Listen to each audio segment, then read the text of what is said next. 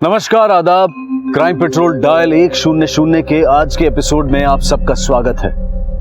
खूबसूरती देखने वाले की नजर में होती है, ऐसा हम कहते जरूर हैं, लेकिन अगर हम आज के विज्ञापनों को देखें तो ऐसा लगता है कि जैसे खूबसूरत ना होना कोई अपराध है। और सदियों से हमारी यही सोच रही है। शादी के बाजार में तो सिर्फ गोरे रंग की ही डिमांड है, तभी तो बिकते हैं ब्यूटी प्रोडक्ट्स और उन्हें बेचते हैं सुंदर हसीन चेहरे। लेकिन हम ये भूल जाते हैं कि इन सपनों को बेचते बेचते कई बार हम जुर्म के दरवाजे भी खोल देते हैं।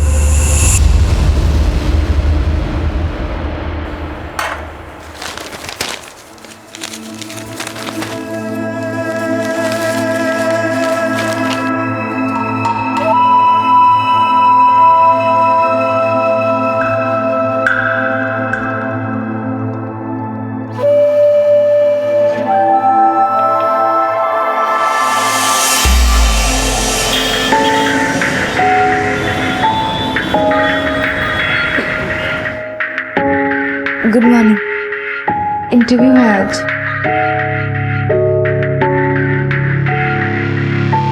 ये फाइल क्या दिख रही है, उसको देखना। देख, कॉन्फिडेंस तो देख उसका। शक्ल देखी नहीं और इंटरव्यू के लिए आई है। सेल्स के इंटरव्यू के लिए आई है क्या? अरे बैकएंड के लिए आए होंगे, पूछ ले।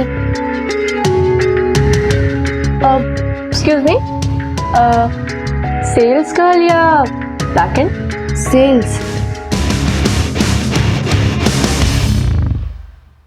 वो क्या है ना, अभी तक अपनी जिंदगी बैकेट में जीती आई हूँ, पर अब सोचा कि सामने से भी दुनिया देख लूं। बहुत अच्छी सोच है आपकी। अरे हाँ हाँ हाँ जी, ठीक है ना। अरे सुनिए, मैं आपको बाद में फोन करता हूँ और फिर डिटेल में बात कर लेते हैं, ठीक है ना? कैसा रहा इंटरव्यू?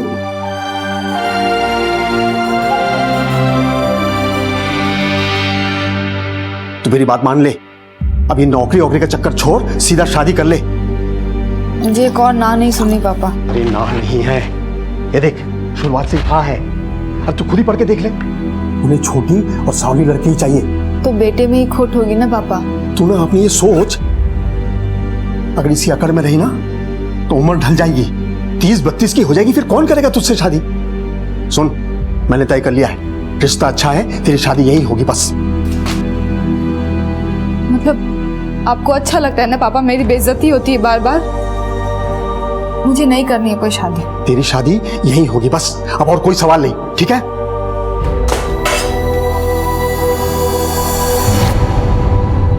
बुलबुल के लिए एक रिश्ता आया था जहां उसकी हर कमी को स्वीकारा गया था।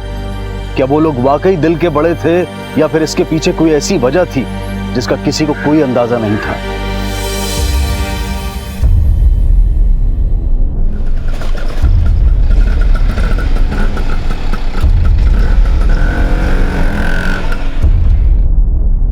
सब अरे मैडम सुनिए ना, वो बुलबुल नहीं मिल रही, रिपोर्ट लिखानी है मुझे। 2 मिनट रुकिए। नहीं मैं रुक नहीं सकती हूँ, कुछ भी क्या मैडम। अरे सर, वो बुलबुल नहीं मिल रही है। कौन बुलबुल? क्या हुआ? क्या? मेरी बहू, ये फोटो उसकी। अच्छा, आप 1 मिनट बैठिए, शांति से बात। शांति से बैठूंगी तो बेटा कुछ कर लेगा। बहू के चले जाने के बाद वो पागल हो गया है सर। चलिए जल्दी। बुलबुल को आखिरी बार कब देखा था आपने? कल रात को 10:30 बजे वो बाहर जा रही थी घर से। बहू कहाँ जा रही है तू अभी? माँ जी, सर थोड़ा भारी भारी लग रहा है, टहल कर आती हूँ। तबीयत ठीक है ना तेरी? हाँ माँ जी। ठीक है, जा। और सुन, ज्यादा दूर मत जाना और जल्दी वापस आ जा। हाँ? जी माँ जी।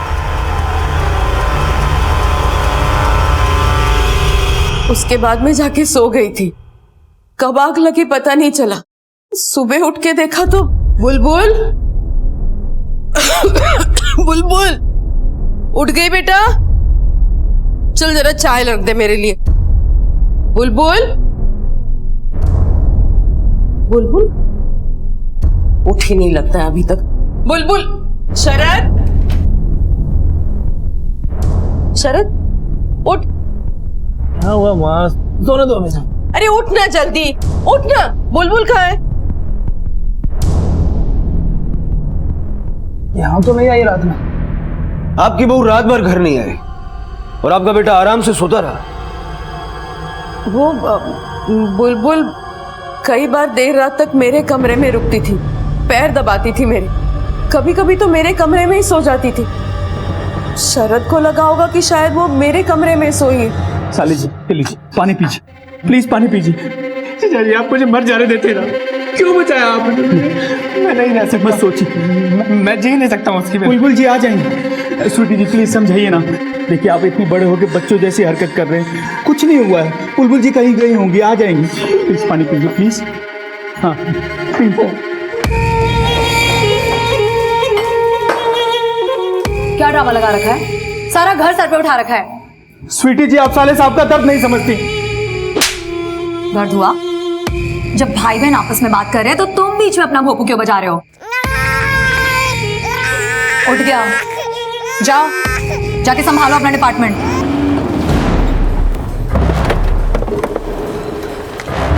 आइए। तो पागल है क्या? ये सब हरकतें करने की क्या जरूरत है? मैं ये है मेरा बेटा बुलबुल, इसी की पत्नी है सर। सर मैं आपसे हाथ जोड़कर रिक्वेस्ट करता हूँ, आप प्लीज जल्दी से जल्दी मेरी बेबी को ढूंढ दीजिए। मैं उसके बिना नहीं रह सकता हूँ सर। तुम दोनों में कोई लड़ाई हुई थी? लड़ाई नहीं सर, कभी लड़ाई नहीं हुई, वो बहुत अच्छी है। बुलबुल का कमरा दिखाइए। जी आइए। पहले कभी इस तरह से गई हो? कभी नहीं गई सर। सर मैं उसको मायके नहीं जाने देता हूँ, वापस बुला लेता हूँ। पुलिस अंकल, मामा जी को पकड़ने आए हो?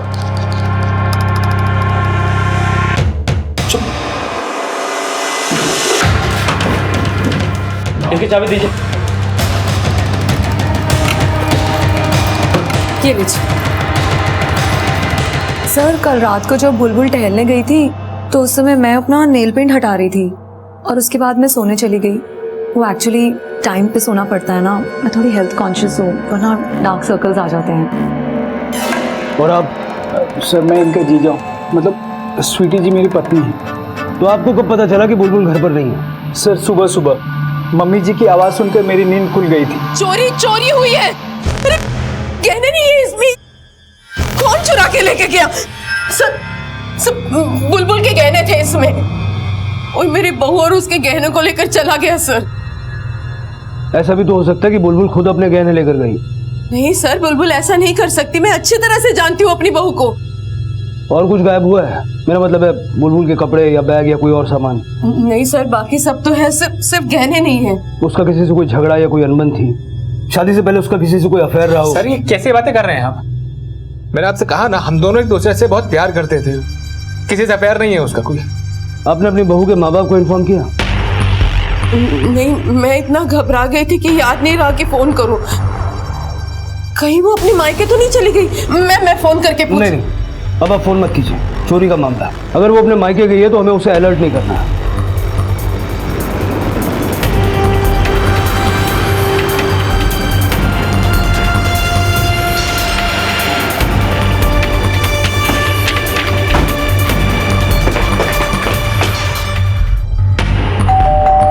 कैसी बकवास कर रहे हैं आप? हमारी बेटी गहने लेकर भाग गई है और यहाँ आई है। बुलबुल कल रात से घर नहीं लौटी है, यहाँ आई भी हो सकती है। हमें आपके घर की तलाशी लेनी है। हाँ हाँ ठीक है, बक्से सिंदूक सब छान लीजिए, चाहे तो बोले पैंट शर्ट का पॉकेट भी। विजय। सर। इंस्पेक्टर साहब, हमारी बेटी बुलबुल कल रात से घर नहीं लौटी, इस बारे में तो हमें कुछ नहीं पता। आपकी बेटी अपने ससुराल में खुश थी? बिल्कुल खुश थी सर। अरे उसके ससुराल वाले उसे बहुत प्यार से रखते थे। अरे ये क्या कर रही है तू? अरे माँ करने दीजिए ना। छोड़िए सर, मायके आई है ना, आराम कर, छोड़। हाँ, ससुराल में माँ जी कोई भी काम नहीं करने देती हैं, मतलब घर का काम करने के लिए तो तरस गई हूँ मैं। अच्छा, इस सास से मेरी शिकायत करेगी कि माँ काम करवाती है। छोड़िए सब। माँ, मैं जानती हूँ एक बात, मैं शादी नहीं करना चाहती थी, पर अब लगता है कि आप लोगों ने जो भी किया ना, मेरे अच्छे के लिए किया। ससुराल वाली तो कोई फीलिंग ही नहीं होती माँ वहाँ पे। आ गया फोन दामाद जी का, जा। दामाद जी का फोन आता था तो मेरी बेटी का चेहरा खिल उठता था, खुश हो जाती थी वो। इंस्पेक्टर साहब, हम तो बिल्कुल उम्मीद ही छोड़ चुके थे कि कभी हम अपनी बेटी के लिए कोई अच्छा रिश्ता ढूंढ पाएंगे, लेकिन किस्मत देखिए कि उसे बहुत अच्छा रिश्ता मिला, बहुत अच्छा ससुराल मिला। ऐसी क्या वजह थी कि आपकी बेटी का रिश्ता ही नहीं हो पा रहा था?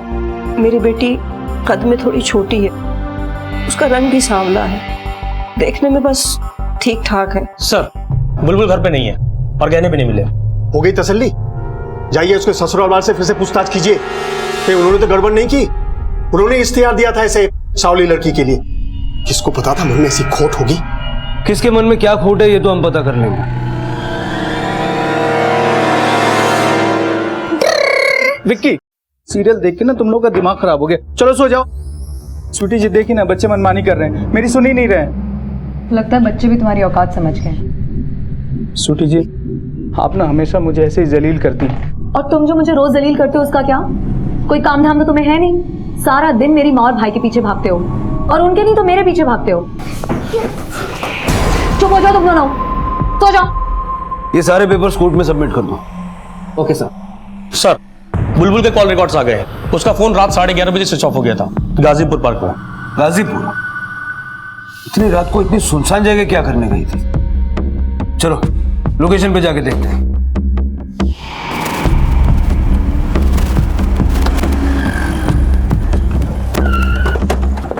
विजय, पूरा पार्क छान मारो, चारों तरफ देखो, सबसे पूछताछ करो।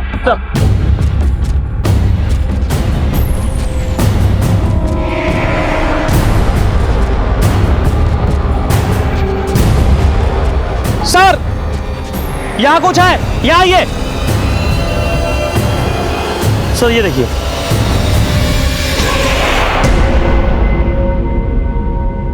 साले साहब लीजिए, थोड़ा सा खाना खा लीजिए। कब तक उदास बैठे रहेंगे? आपको खाना खिला के रहूंगा, लीजिए। जीजा जी मत जिद कीजिए, मना किया ना मैंने नहीं खाना। लेके जाइए खाना यहाँ से। थोड़ा तो खाना खा लीजिए। मम्मी जी देखिए, खाना नहीं खा रहे हैं, समझाइए आप। दीजिए, जरा फोन देखिए किसका है। जी मम्मी जी। नहीं खाना है ना खाना, मत खा। मैं भी देखती हूँ कितने दिन भूखा रहेगा तू बहू के लिए। रहूंगा माँ, भूखा रहूंगा बुलबुल के लिए, क्योंकि सच्चा प्यार किया है मैंने उससे। मम्मी जी, पुलिस स्टेशन से कॉल आया है, उनको कोई लाश मिली है, फौरन थाने बुलाया है।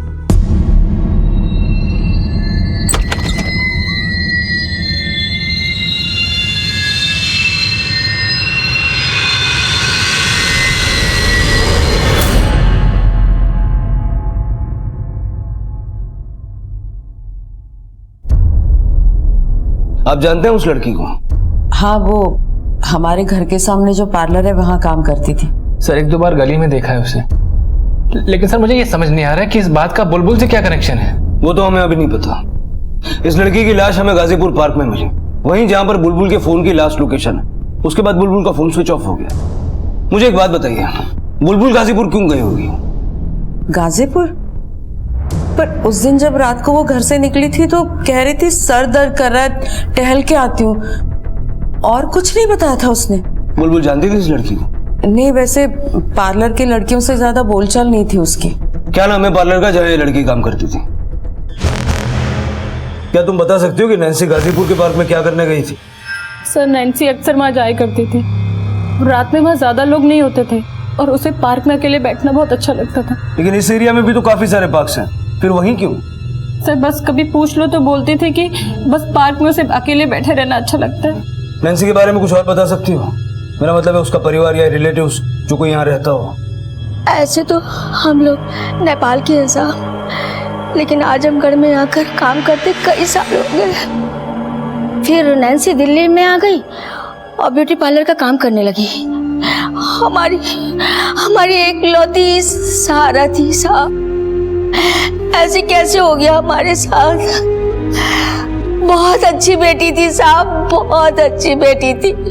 सर, नैन्सी बहुत अच्छी लड़की थी सर, मगर मैं बताती हूँ सर। वैसे तो नैन्सी बहुत अच्छी लड़की थी, लेकिन थोड़ा चक्करों में पड़ी हुई थी। कैसे चक्कर? पता नहीं सर, हमेशा फोन पे लगी रहती थी, या तो फिर शाम को कहीं घूमने चली जाती थी। सर, नैन्सी ऐसी वैसी लड़की नहीं थी, वो दिल की बहुत अच्छी थी सर। वो देखने में सुंदर थी ना, तभी मोहल्ले के सारे लड़के उसके पीछे पड़े रहते थे। और नैन्सी का बुलबुल से क्या कनेक्शन था? बुलबुल, ये नाम तो हमने पहली बार सुना है। सर बुलबुल आती थी यहाँ पे पार्लर में कभी कभी, एक दिन तो अपनी ननद के साथ भी आई थी यहाँ पे, और वो नैन्सी को तो बहुत अच्छे से ट्रीट करते थे। एक दिन जब नैन्सी रो रही थी ना सर, तो बुलबुल ने इसे बहुत अच्छे से समझाया, और जब तक समझाया जब तक वो चुप नहीं हुई। पर नैन्सी भी ना पता नहीं आजकल क्यों परेशान रहती थी वो। नैन्सी के कलीग ने हमें बताया कि नैन्सी कुछ दिनों से परेशान चल रही थी। क्या परेशानी थी उसे? इसके बारे में हमें कुछ नहीं पता साहब। लेकिन कल रात में नैन्सी का फोन आया था साहब। क्या कहा उसने? कुछ बताया क्या परेशानी उसे? कह रही थी कि हमारी बहुत याद आ रही थी और उसे बड़ा शहर नहीं अच्छा लग रहा था साहब। इससे ज्यादा कुछ नहीं बोली, कुछ नहीं कहा साहब। सर बुलबुल का गाजीपुर पार्क में होना और नैन्सी की लाश का गाजीपुर पार्क से मिलना, दोनों कड़ी आपस में मिलती हैं सर। पोस्टमार्टम की रिपोर्ट के हिसाब से नैन्सी का खून 12 बजे हुआ और उसी लोकेशन पर बुलबुल का फोन ठीक आधे घंटे पहले ऑफ हुआ। लेकिन सर दोनों के बीच में क्या कनेक्शन हो सकता है? विजय, उस पार्लर के ओनर के मुताबिक नैन्सी हमेशा फोन पे लगी रहती थी। हो सकता है किसी लड़के से प्यार हो गया हो सकता है कि वो उससे मिलने गई हो, पार्क में उसका झगड़ा हुआ हो और उस झगड़े में उस लड़के ने नैन्सी को मार दिया। लेकिन सर बुलबुल वो वहां पर क्यों थी? बुलबुल का गहने लेकर गायब हो जाना और उसी स्पॉट पर मौजूद होना जहां पर एक मर्डर हुआ है, इससे इतना तो तय हो जाता है कि बुलबुल का गायब होना और नैन्सी का मर्डर केस, इन दोनों में आपस में कुछ ना कुछ कनेक्शन तो है। हो सकता है ये बुलबुल ने किया हो। नैन्सी के कॉल रिकॉर्ड निकालो, शायद कोई क्लू मिले। सर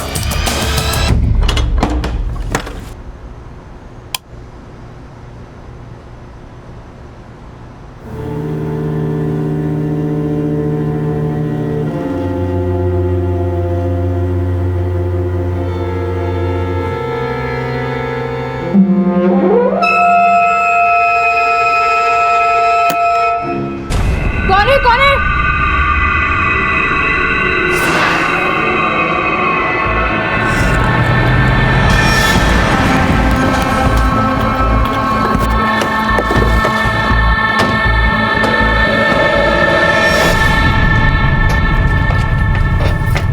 पता नहीं सर वो कौन था, अंदर रूम में कैसे आया? वो अचानक से रूम से बाहर निकल के भागा सर। फोर्स एंट्री के कोई निशान नहीं है यहाँ पर। इसका मतलब ये जो कोई भी है उसके पास तुम्हारे कमरे की डुप्लीकेट चाबी है। तुमने या नैन्सी ने कभी किसी को चाबी दी थी? नहीं सर। आपने दी थी? सर एक चाबी थी मेरे पास, तो मैं इनको दे दिया। ये आदमी था या औरत? Sir I am so sorry, लेकिन ये सब इतनी तेजी से हो गया मुझे पता ही नहीं चला कि कौन था सर। सर क्या था इस कमरे में जो ढूंढने के लिए वो आया था? तो नैन्सी के मर्डर से रिलेटेड तो कुछ नहीं था। मुझे एक काम करो, सारा कमरा अच्छे से चेक करो। सर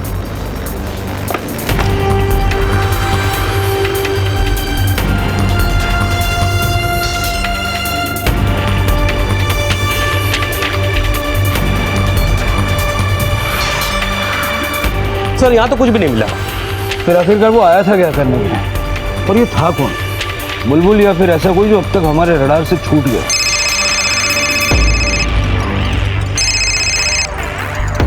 हेलो, ठीक है सर। नैन्सी के कॉल रिकॉर्ड्स आ गए। वो किसी एक नंबर से लगातार टच में थी। किसी पुष्कर देसाई के नंबर रजिस्टर्ड है। ये कौन? सर हमारी टीम ने वो भी पता किया है, ये बुलबुल का जेठ है।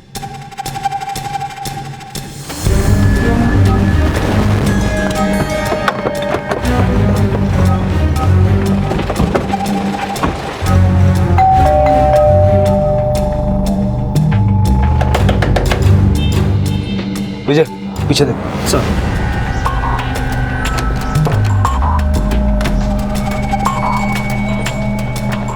सर पीछे तो लॉक है। इनकी बहू मिसिंग है और इन्हें कुछ पड़ी नहीं है। पूरा परिवार घर लॉक करके बाहर है।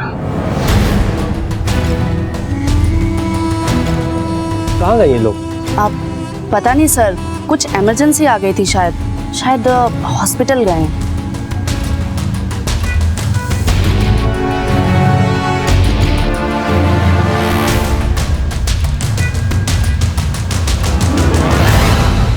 साहब वो बुलबुल के यूं गायब होने का दर्द मेरा बेटा सह नहीं पाया और उसने अपने आप को मारने की कोशिश की।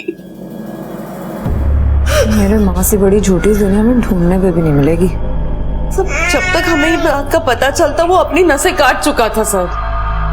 बहुत खून बह गया। उसने तो पहले से खाना पीना छोड़ के रखा है। अगर बुलबुल नहीं मिली तो पता नहीं क्या होगा मेरे बेटे का। आपके बेटे के साथ हम होश में आने के बाद बात करेंगे।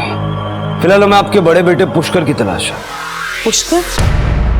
पर साहब उसका इस सब से क्या लेना देना? लेना देना है, बुलबुल के गायब होने से भी और उस पार्लर वाली लड़की के मर्डर से भी। वो पुष्कर हमारे साथ नहीं रहता साहब। क्यों? सर वो करीब 10 दिन पहले पुष्कर घर छोड़ के चला गया था, बुलबुल की वजह से। सारे लोग सुन लो, सब के सब सुन लो कान खोल के। जब तक ये लड़की इस घर में है तब तक कोई मेरा चेहरा नहीं देखेगा। और जेठ जी, मैं तो इस घर को छोड़ के कहीं जाने वाली हूं नहीं, तो अब आप देख लीजिए आपको क्या करना है। दिखाऊंगा तो मैं तुझे अच्छे से दिखाऊंगा। किस बात को लेकर इतना नाराज था पुष्कर? सर उसे पीने की लत लग गई थी और बुलबुल ने घर पे पीने से उसे साफ मना कर दिया था। अब कहाँ रहता पुष्कर? तो वो अपने एक दोस्त के साथ विनोद नगर में। लेकिन सर वो घर पे नहीं मिलेगा आपको, सारा दिन दारू के अड्डे पे ही पड़ा रहता है। सर कहीं पुष्कर और नैन्सी के बीच में कोई चक्कर तो नहीं था? दोनों को फोन रिकॉर्ड्स मिलते हैं, कहीं ऐसा तो नहीं कि दोनों के बीच में अनबन हुई और बुलबुल बीच में फंस गई है? ऐसा हो सकता है कि उस रात नैन्सी के कमरे में बुलबुल ही हो। अब ये सब तो पुष्कर से मिलकर ही पता चलेगा।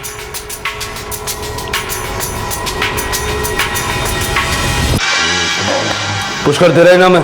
मेरे बाप ने तो यही रखा है। आपको मेरे नाम से आपको क्या काम? तेरी चढ़ी हुई थोड़ी शराब उतारनी है, फिर थोड़ी गपशप करनी है नैन्सी और बुलबुल के बारे में। किसका नाम ले लिया साहब? नशा पानी हो गया, मेरे को ना वापस पीना पड़ेगा। रख। बुलबुल गायब है।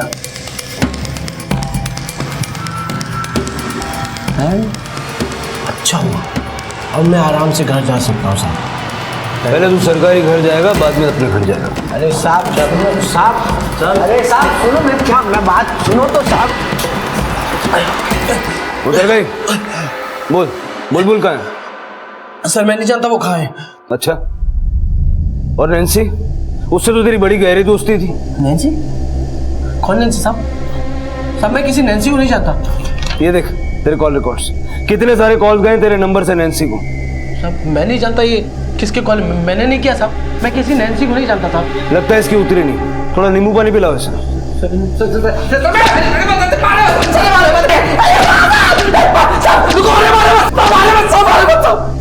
मैं नहीं जानता साहब कि मेरे फोन से उसको कॉल कैसे गया साहब।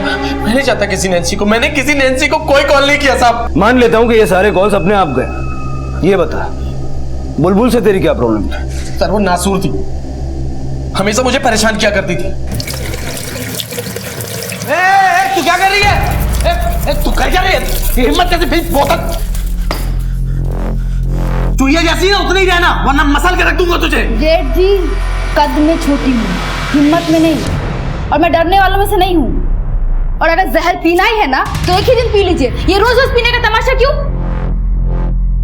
मेरे रहते हुए नहीं, सब नहीं चलेगा। साहब मुझे शराब की लत है और वो मुझसे नहीं छूट सकती साहब, मैं बहुत आगे निकल चुका हूँ। साहब मैं एक सच बताता हूँ, बुलबुल को और किसी भी नैन्सी को मैंने कुछ भी नहीं किया साहब, कुछ भी नहीं किया। सर ये पुष्कर झूठ बोल रहा है, कॉल रिकॉर्ड कैसे गलत हो सकते हैं? बुलबुल से नफरत करने की वजह थी इसके पास। हो सकता है नैन्सी से कुछ पंगा हुआ हो और नैन्सी को ठिकाने लगाते वक्त बुलबुल वहां आ गई हो। और बुलबुल कभी गलत होते हुए देख नहीं सकती, इसलिए पुष्कर ने या तो उसे मार दिया या फिर किडनैप करके कहीं रखा है। लेकिन सर इतना तोड़ने के बाद भी पुष्कर अपनी बात पे क्यों अड़ा हुआ है? 21 अगस्त की रात को जब बुलबुल गायब हुई और नैन्सी का मर्डर हुआ, पता करो तब पुष्कर कहाँ था।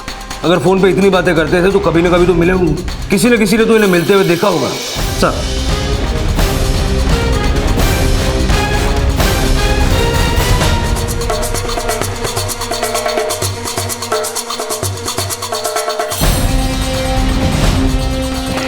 सर हमने सब जगह देखा, नैन्सी के जानने वालों से और नैन्सी के आस पड़ोस के लोगों से, किसी ने भी नैन्सी के साथ पुष्कर को नहीं देखा। इनफैक्ट 12 अगस्त के बाद जिस दिन पुष्कर ने घर छोड़ा, उस दिन के बाद से वो अपने गली में नजर तक नहीं आया। और कुछ? हाँ सर, पार्लर की लड़कियों से मैंने पूछताछ की तो पता चला कि नैन्सी पे कोई छुप छुप के नजर रख रहा था।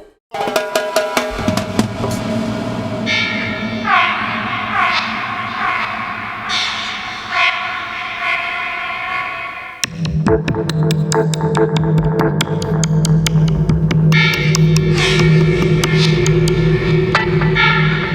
बताया उन्होंने किसको देखा था?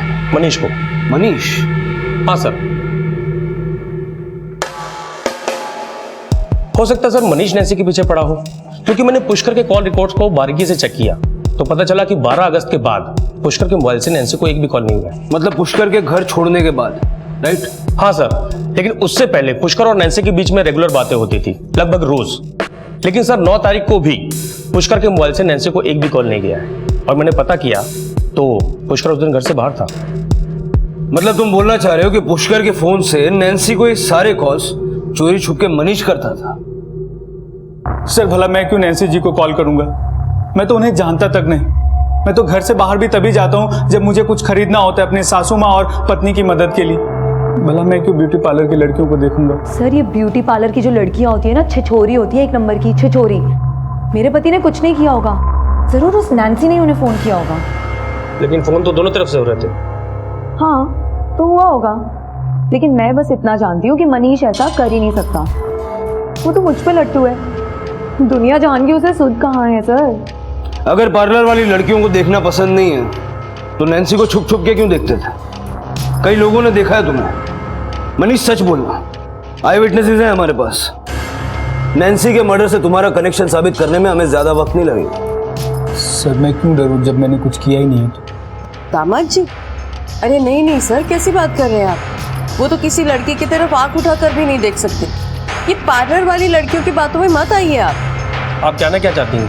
क्या नैन्सी बुरी लड़की थी? नहीं नहीं पुलिस अंकल, नैन्सी दीदी को कुछ मत बोलिए, उनकी वजह से मेरे को रोज गोला खाने को मिलता था। गोला कैसे बेटा? अरे पापा दिलाते थे। पापा गोला? वो उनके घर के बाजू में ना एक गोला वाला है, मस्त मजेदार गोला बनाता है, लाल कलर का रहता है, वो इतना अच्छा रहता है। आप भी चलो, आपको भी खिलाऊंगा। हाँ सर मैं मानता हूँ कि मैं नैन्सी जी को ताड़ता था, वो मुझे खूबसूरत लगी थी, पर मैंने उनके साथ कोई बात नहीं की। माँ की कसम, मेरे लिए तो मेरी पत्नी ही सब कुछ है। और बुलबुल? बुलबुल से तुम्हारा रिश्ता कैसा था? उससे कभी कोई लड़ाई झगड़ा या अनबन?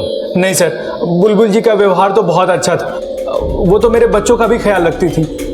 21 अगस्त को जब बुलबुल गायब हुई और नैन्सी का मर्डर हुआ, तुम कहाँ थे? 21 अगस्त शनिवार का दिन था। शनिवार का दिन मेरे लिए स्पेशल डे होता है। मतलब मैं हर शनिवार की शाम को मैं एक मस्त मालिश करवाता हूँ और शाम को फिर घर जाता हूँ इस उम्मीद में कि खूब रोमांस करूंगा अपनी पत्नी स्वीटी जी के साथ।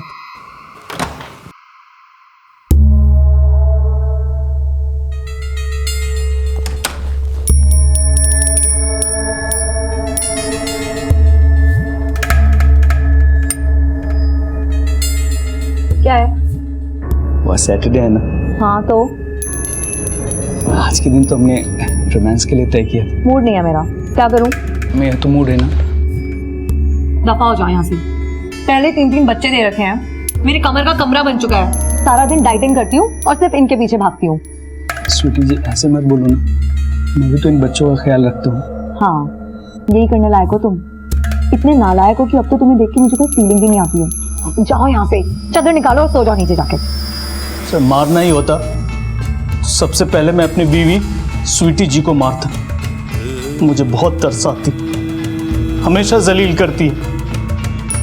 नैन्सी जी और बुलबुल जी ने तो मेरा कुछ नहीं बिगाड़ा, भला मैं उन्हें क्यों मारूंगा?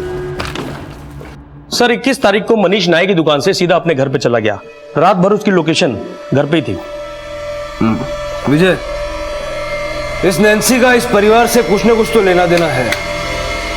अगर पुष्कर और मनीष ये दोनों आदमी नहीं है तो फिर कौन हो सकता है? सर अब तो शरद ही बचता है, क्योंकि शरद दिखने में भी ठीक ठाक है और बुलबुल कुछ खास नहीं। हो सकता है शरद ही नैन्सी के साथ। बाथरूम में तुम्हारे कपड़े रखे, जल्दी चेंज करो, हम लोग घर जाते हैं। डॉक्टर से हमें पता चला कि तुम्हें घर जाने की इजाजत मिल गई है, लेकिन उससे पहले कुछ बातें करनी है। तुम्हारा और नैन्सी का क्या चल रहा था? मेरा और नैन्सी का? ये कैसी बातें कर रहे हैं सर आप मुझ पे शक कर रहे हैं? बुलबुल के लिए मैंने अपनी जान देने की कोशिश की है सर। सुसाइड अटेम्प्ट भी कानूनन जुर्म होता है, इसके लिए भी तुम्हें सजा मिल सकती है। खैर मैं जानता हूँ ये सब तुम्हारा नाटक है। नाटक? मैं नाटक क्यों करूंगा सर? मुझे अपने लिए बुलबुल जैसी ही पत्नी चाहिए थी। बिल्कुल सही कह रहा है मेरा बेटा, हमें बुलबुल जैसी बहू चाहिए थी। मैंने ही रिश्ता किया था इसका बुलबुल से, और अखबार में ऐड भी मैंने ही दी थी। क्यों? आपका बेटा तो दिखने में अच्छा खासा है, फिर आपको बुलबुल जैसी बहू क्यों चाहिए थी? वो मेरा बड़ा बेटा पुष्कर, उसकी वजह से। सब मेरा पुष्कर हमेशा से ऐसा नहीं था, लायक बेटा था मेरा, लेकिन एक गलत लड़की से शादी करके अपनी जिंदगी बर्बाद कर दी उसने। उस लड़की की खूबसूरती ने हमें मानो फांस लिया था, और वो गोरी चिट्टी लड़की मेरे बेटे की जिंदगी बर्बाद करके किसी और के साथ भाग गई। बहुत बड़ा सबक सिखा गई वो हम सबको। और तब मैंने तय किया कि अपने शरद की शादी मैं किसी सीधी सादी साधारण दिखने वाली लड़की से करूंगी। शरद को भी मेरा फैसला मंजूर था। शरद ने अपने बड़े भाई की हालत देखी थी और इसीलिए बुलबुल से इसकी शादी की थी। सर कहीं ऐसा तो नहीं कि शादी शरद की मर्जी से नहीं हुई थी? ऐसा क्यों लगता है? बड़ी नौटंकी फैमिली है सर, कोई सच नहीं बोलता। हो सकता है बुलबुल से शादी का फैसला माँ का और बेटा खुश ना हो और नैन्सी के साथ अफेयर कर बैठा, और जब बुलबुल को नैन्सी के अफेयर का पता चला तो उसने जलन के मारे नैन्सी को मार दिया और कहीं भाग गई। विजय, मुझे एक थियरी बहुत खींची खींची लगती है, क्योंकि अब तक हमारे पास इसका कोई प्रूफ नहीं है। जिस रात नैन्सी का खून हुआ उस रात शरद के मोबाइल का लोकेशन उसके घर का ही था। सर हो सकता है वो अपने भाई पुष्कर का फोन यूज कर रहा हो, क्योंकि वो तो शराब पीने में डूबा रहता है और उसे क्या पता कौन उसके फोन के साथ क्या कर रहा है। और सर पुष्कर के फोन से नैन्सी को फोन और मैसेजिंग दोनों हुए, और अगर पुष्कर सच बोल रहा है तो फिर इसके पीछे किसका हाथ होगा? एक काम करो, मोबाइल कंपनी से दोनों फोन के बीच हुआ सारा कम्युनिकेशन निकल लो। सर हेलो, ठीक है सर। विक्की, स्वीटी और मनीष का बेटा, उसको किसी ने उठा लिया, वो गायब है। सर मैं हर रोज की तरह 2 बजे स्कूल गया था विक्की को लेने, लेकिन वो था ही नहीं वहां पे। सर मैंने उसे हर जगह ढूंढा लेकिन वो कहीं नहीं मिला। टीचर से पूछा, गार्ड से पूछा, लेकिन पता नहीं वो कहाँ गुम हो गया। सर प्लीज उसे ढूंढ लीजिए सर, प्लीज। सर स्कूल से सीसीटीवी फुटेज आ गया।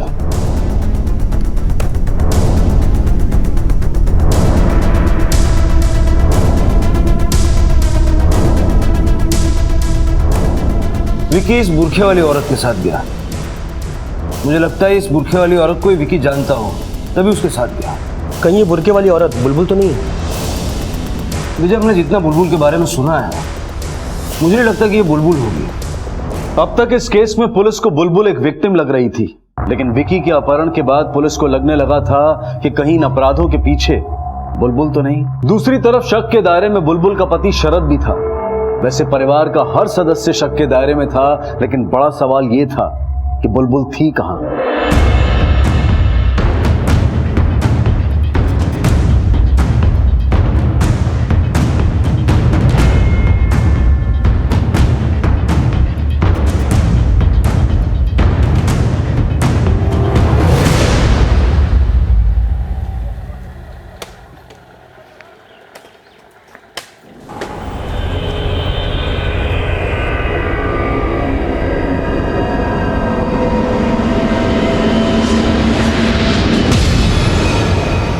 यहाँ के लोकल पुलिस स्टेशन से पीएसआई विकास जैन का फोन आया था।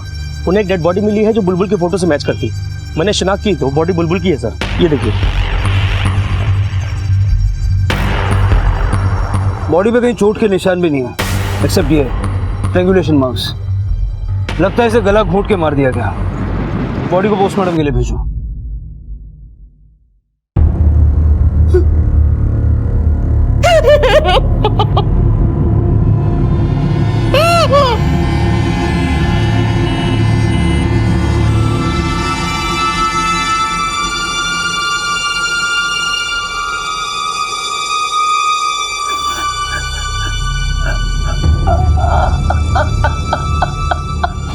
सर बुलबुल की पोस्टमार्टम रिपोर्ट।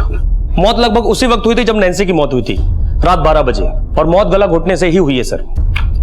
विकी का किडनैपिंग करने वाली एक बुरखे वाली औरत है, हो सकता है वही खूनी हो। इन तीनों क्राइम्स का कोई ना कोई सिरा जाकर के बुलबुल के परिवार से जुड़ रहा है। सर ये देखिए, सेक्सुअल असॉल्ट के लिए इन्वेस्टिगेट करते समय क्या सामने आया।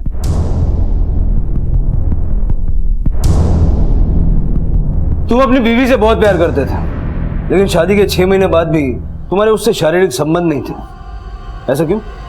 मेडिकल रिपोर्ट के हिसाब से वो वर्जिन है। तो उससे क्या साबित होता है सर? लेकिन जो मैं अब सुनाने जा रहा हूँ उसको जरा गौर से सुनना। नैन्सी, तुम्हें पता है बहुत मिस करता हूँ तुम्हें। फिर कब मिलोगी? याद आया या और याद दिलाएं? सर मैं करता था मैसेज, सर मैसेज करता था, कॉल भी करता था उसको।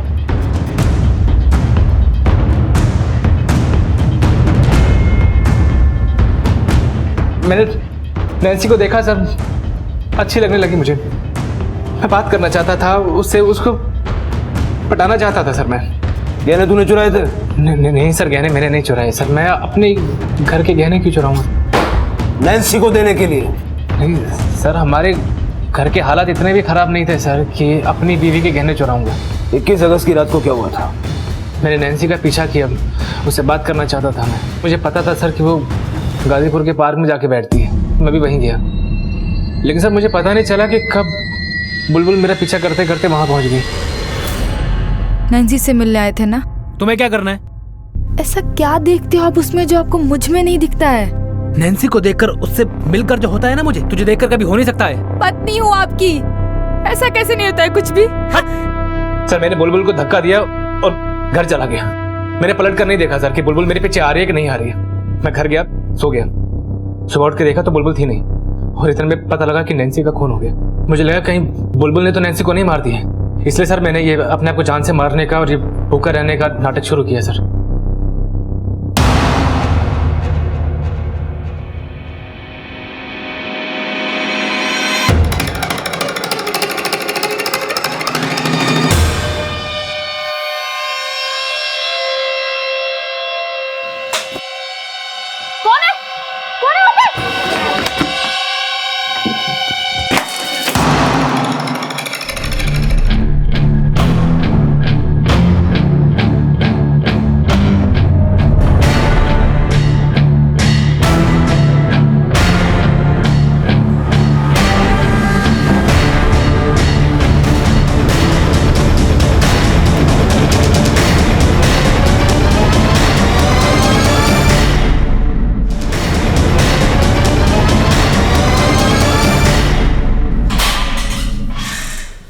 अपनी बहन के कमरे में चोरी छुपे क्यों घुसा था? कुछ नहीं सर, वो मैंने कुछ किताबें नैन्सी को दी थी। किताबें ढूंढने के लिए रात को चोरी से उसके कमरे में घुसा था? तेरी सारी डिटेल्स हैं हमारे पास। 21 तारीख को जब नैन्सी का मर्डर हुआ तू भी वहीं था। ये तेरे कॉल डिटेल्स सब सच बोल चुके हैं। तू भी सच बोल दे वरना। बताता हूँ। उसके पास वो गहने थे जो शरद ने उसको दिए थे। बुलबुल के गहने? हाँ वही। हाँ सर, मैंने ही बुलबुल के गहने चुराए थे और नैन्सी को दिए थे। तो पहले झूठ क्यों बोला? अपने आप को बचाना चाह रहा था सर। लेकिन शरद बुलबुल के गहने नैन्सी को क्यों देगा? साहब, वो मैंने ही नैन्सी को इस रास्ते पर डाला कि आदमी को उल्लू बना के पैसे ऐड। खूबसूरत थी वो, मुझे लगा कि शरद को उल्लू बना के वो सारे गहने ले लेगी। उस रात मैं वो गहने ही लेने गया था उससे। गहने दे चल। पर जब मैंने उससे गहने मांगे तो उसने मुझे गहने देने से मना कर दिया। कहने लगी बुलबुल अच्छी लड़की है, उसको धोखा नहीं सकती, इसलिए उसने शरद से गहने नहीं लिए। मुझे लगा झूठ बोल रही है। मैंने उसके बैग में भी चेक किया और उसके बैग में गहने नहीं थे।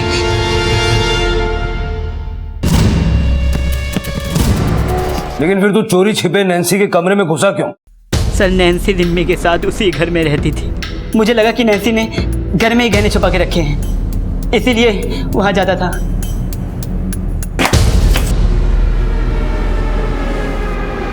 हाँ सर, बुलबुल के गहने लेकर तो गया था मैं पार्क में, पर नैन्सी ने लिए नहीं। तो वो गहने हैं कहाँ?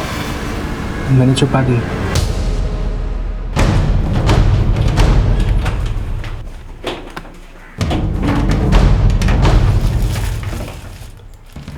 तूने बुलबुल को क्यों मारा?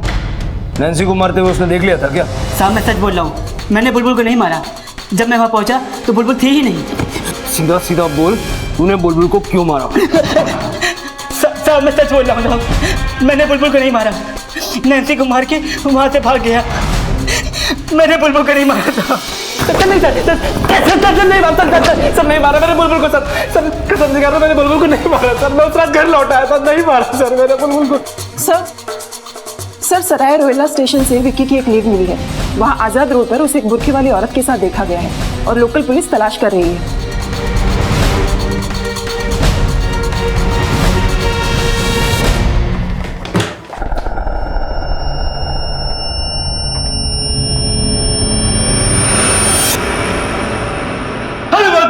जोड़ दीजिए सर। मनीष जी, अपने एक बेटे की किडनैपिंग सीधा सीधा बताओ। बता रहा हूँ सर, विक्की ने मुझे बुलबुल जी के साथ पहले भी 1-2 बार बात करते हुए देख लिया था सर। विक्की की आदत थी कि अगर वो कुछ भी देख लेता था तो वो किसी के सामने भी बता देता था सर। मैं डर गया था कि अगर इन्वेस्टिगेशन के दौरान उसने आप लोगों को सब कुछ बता दिया तो आप लोगों का शक मुझ पर जाएगा। और बुलबुल, उसके साथ क्या किया तूने? कुछ नहीं किया सर। दरअसल मेरी पत्नी अपने पास मुझे पटकने नहीं देती थी और बुलबुल जी का पति भी उसे बहुत धुतकारता था। मुझे लगा कि बुलबुल जी को पटा लेता हूँ तो एक दूसरे के साथ खुश रहेंगे। सर जी, जब मैं उस रात दरवाजा बंद करने के लिए गया तो मैंने बुलबुल जी को जाते हुए देखा। मुझे लगा कि ये सही मौका है, अकेले में मैं अपने दिल की बात उन्हें बता दूंगा। बुलबुल जी, आप ठीक तो है ना? हाँ मैं ठीक हूँ। मुझे आपकी बहुत चिंता हो रही है। देखिए मनीष जी, मैं ठीक हूँ और अभी किसी से कोई बात नहीं करना चाहती। आपका दर्द समझ सकता हूँ, मैं भी कुछ ऐसा ही दर्द बर्दाश्त कर रहा हूँ। मनीष जी, आप मेरे नंदोई हैं, इसलिए आपने हाथ नहीं उठाया। अगर दोबारा ऐसी हरकत की ना, मुझसे बुरा कोई नहीं होगा, याद रखिएगा आप। मेरी बीवी तो हमेशा मेरी बेइज्जती करती थी, फिर उस रात जब बुलबुल जी ने मेरी बेइज्जती की तो मेरे तन बदन में आग लग गई थी। मुझे कुछ समझ में नहीं आ रहा था कि मैं क्या करूं। फिर झट से मैंने उसकी लाश अपनी गाड़ी में डालकर मधु विहार ले गया, वहीं एक नाले में उसकी लाश को फेंक दिया। तुम पर अपने बेटे की किडनैपिंग और बुलबुल की हत्या का चार्ज लगेगा। सैटरडे की मालिश अब जेल में करवाना।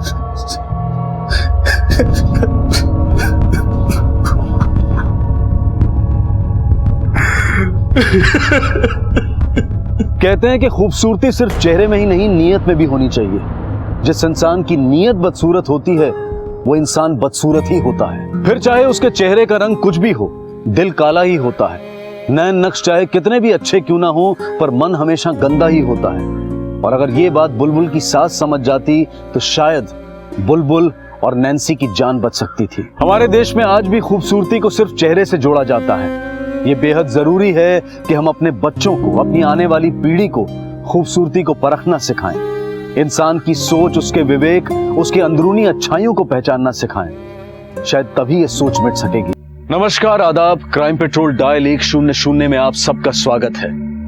कहते हैं कि अभाव में खुशहाली के सपने जरूर देखने चाहिए। संघर्ष आसान हो जाता है और रिश्तों का ताना बाना इस तरह बुनना चाहिए कि हम एक दूसरे की उम्मीदों पर हमेशा खरे उतरे। लेकिन अगर संघर्ष जीवन भर का हो और सपने हकीकत से दूर होने लगे तो क्या फिर भी हमें अपने सबसे करीबी रिश्तों का दामन पकड़े रहना चाहिए?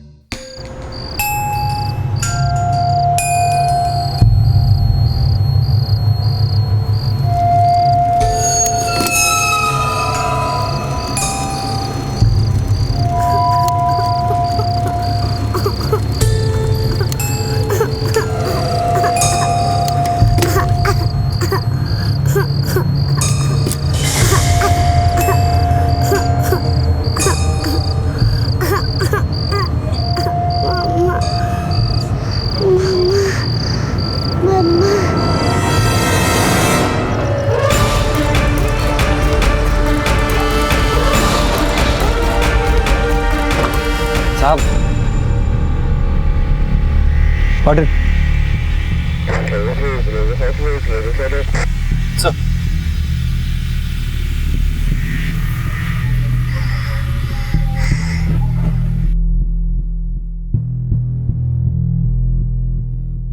बेटा चोट लगी आपको?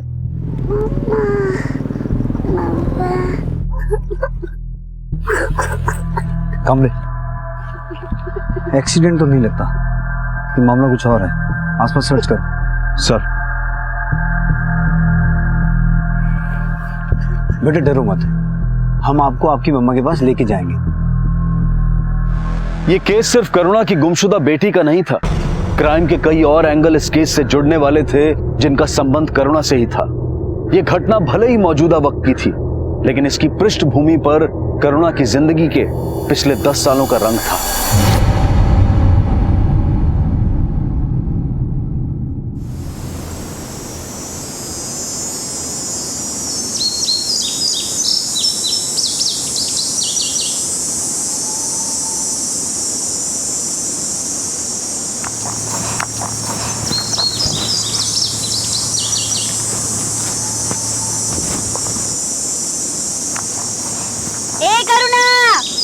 करुणा 2 मिनट में आई माँ। ए मेटा हूं ना, चूल्हे से रोटी उतरी नहीं कि लेकर गुल। यहाँ खाने के लाले पड़े हुए हैं, लेकिन पता नहीं किस जानवर का पेट भरने के लिए गई है।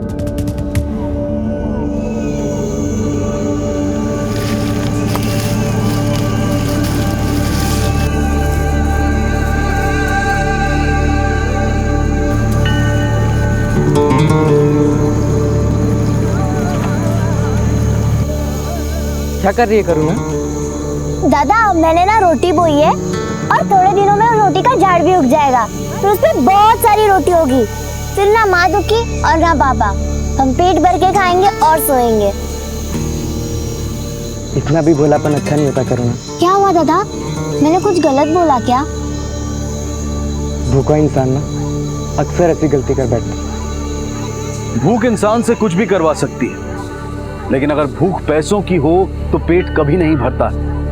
अभाव में खुशहाली के सपने देखना कोई बुरी बात नहीं, लेकिन हालात सुधारने के लिए बुरे बन जाना यह गलत है। करुणा का बचपन सही और गलत के ऐसे कई सवालों की भेंट चढ़ने वाला था, जिसका असर उसकी जिंदगी पर 10 साल के बाद भी ज्यों का त्यों था। लेकिन इस असर का करुणा की बेटी पर क्या असर पड़ रहा था, इसका खुलासा होना अभी बाकी था।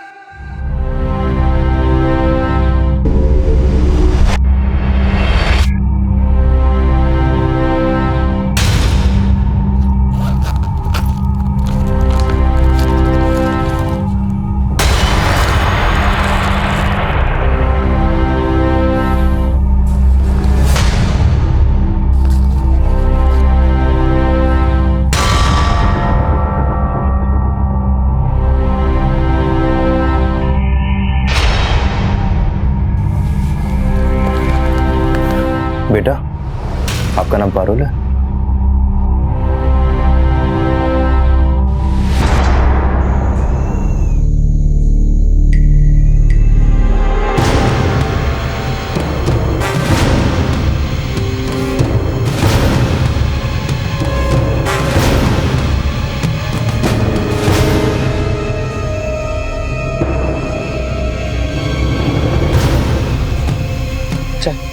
क्या हुआ दादा?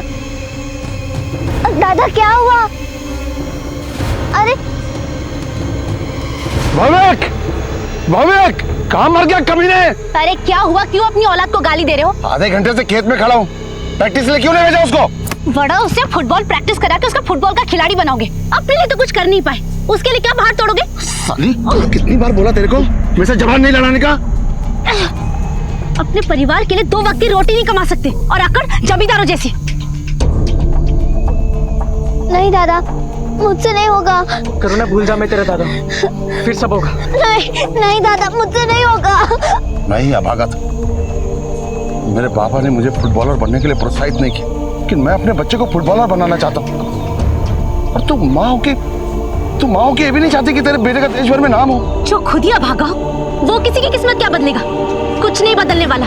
तू हमें जिंदगी भर ऐसे ही भूखा मारेगा। मेरी टांग तोड़ दे करुणा, मार मुझे, मार करुणा, मार मुझे, हो जाएगा तुझसे, मार। मुझे नहीं होगा करुणा, हो जाएगा तुझसे, मार मुझे। मेरी टांग तोड़ दे। अगर तू मुझे नहीं मारेगा ना, मैं ट्रेन के आगे अपनी जान दे दूंगा। मार मुझे करुणा, मार, मार मुझे, मार, मार मुझे करुणा, मेरी टांग तोड़ दे। सर, बच्ची के बैग से ऐसा कोई लीड नहीं मिला जिससे पता चल सके कि वो कहाँ रहती है, और ना ही उसको कोई चोट लगी है। सिर्फ उसके कपड़ों में खून लगा था सर। अगर वो खून उस बच्ची का नहीं है तो उसके कपड़ों पे कैसे आया? कहीं ऐसा तो नहीं कामले, जहां वो बच्ची मिली थी उसके आसपास कोई कांड हुआ हो? सर कहीं ऐसा तो नहीं कि वो ब्लड उसकी माँ का हो? हाँ बोल छिड़के।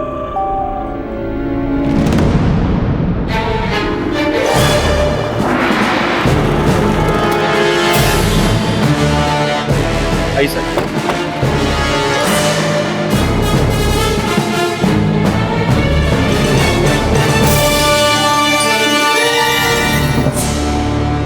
सर ये तो किन्नर लग रहा है। ये जगह उस जगह से ज्यादा दूर नहीं है जहां वो बच्ची मिली थी।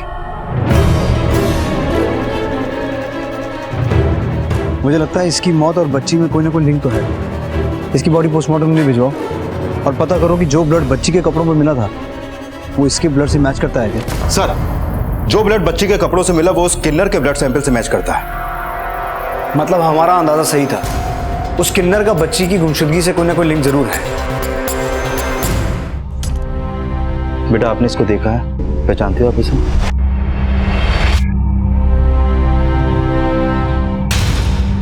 अरे अरे अरे डरो नहीं, अरे अच्छा कुछ नहीं पूछते, इधर आओ, हमारे पास बैठो। मम्मा पास जाना है ना आपको, हम आपको ले जाएंगे मम्मा पास। किशोरी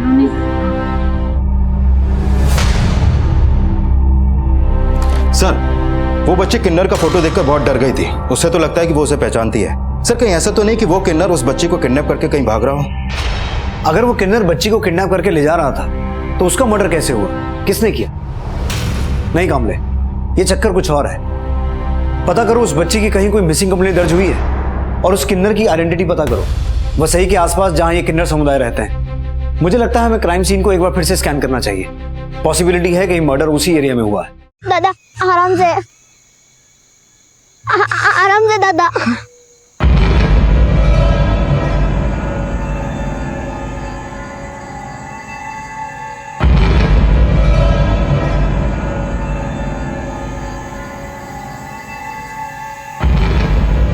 बाबा वो गाड़ी स्कूटर वाले ने दादा को टक्कर मारी और चोट लग गई। अपनी बहन से झूठ बुलवाता है। एक नाकाम पिता अपनी बच्चों की कामयाबी के सपने तो देखता था, लेकिन उससे ये हकीकत बर्दाश्त नहीं हुई कि उसका अपना बेटा अपनी जिंदगी अपने तरीके से जीना चाहता था। करुणा के पिता, भाई, माँ सबकी अपनी अपनी चाह थी, उम्मीदें थी, लेकिन कोई भी कभी एक दूसरे का पूरक नहीं बन पाया। और जब हताशा हिंसक रवैया अपना ले तो भविष्य पतन की राह पर होता है।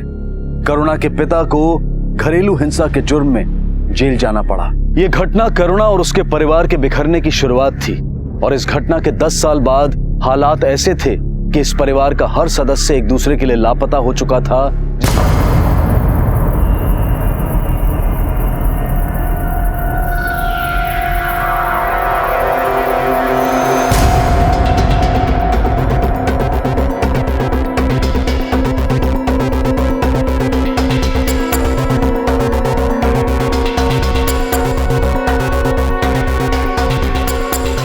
कामले,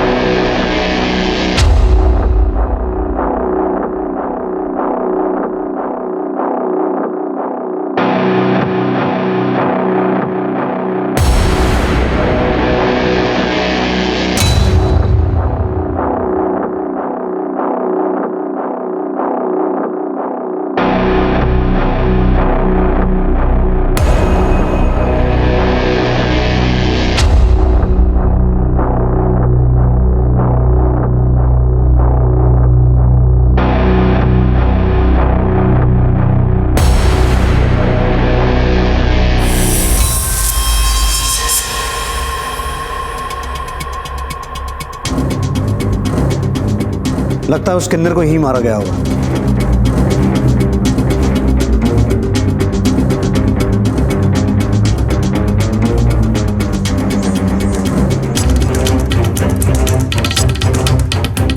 सर घर में कोई और बॉडी नहीं मिली है और ना ही कोई और ब्लड स्टैंड। लेकिन घर की हालत देख के लगता है यहाँ कोई और कांड भी हुआ है। पता करो इस घर का मालिक कौन है। माँ, दादा ने बोला कि अगर मैंने उनकी बात नहीं मानी तो वो ट्रेन के आगे कूद जाएंगे और मैं दादा को मरते नहीं देख सकती, इसीलिए तूने उसकी टांगें तोड़ दी।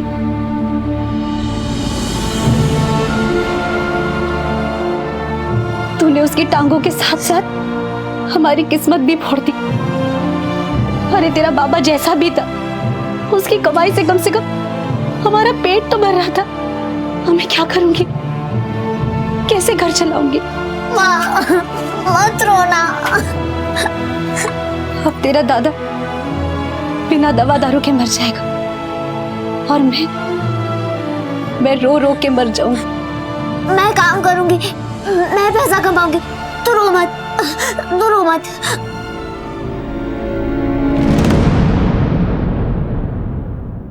सर, ना तो मैं इस किन्नर को जानता हूं ना इस बच्ची को, फिर इस बच्ची की मां को मैं कैसे जानूंगा? मेरा घर पिछले 5 साल से बंद है, मुझे नहीं पता वहां कौन आया और क्यों, क्योंकि सर मैं तो अंधेरी में रहता हूं। प्रताप जी, हमसे कुछ छुपा तो नहीं रहे ना? सर, मैं आपसे कुछ नहीं छुपा रहा हूं। ठीक है, आप जा सकते हैं। इसका बयान क्रॉस वेरीफाई करो, हो सकता है ये उस किन्नर, बच्ची और बच्ची की मां करुणा सबको जानता। सर,